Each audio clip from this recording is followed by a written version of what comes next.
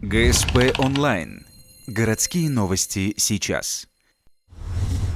Вторник, 11:30, ДТП на путепроводе. При выезде с второстепенной дороги на мост грузовая «Газель» столкнулась с ВАЗ-21-115.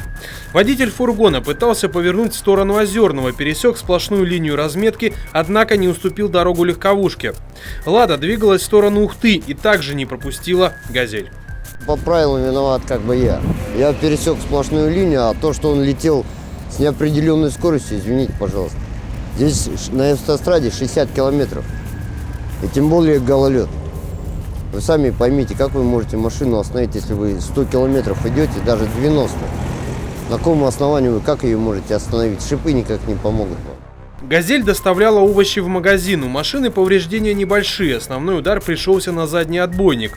«Ладе» повезло куда меньше. Передняя часть кузова автомобиля сильно покорежена. Водитель фургона не пострадал. Для владельца «Лады» вызвали скорую помощь, но он отказался от госпитализации.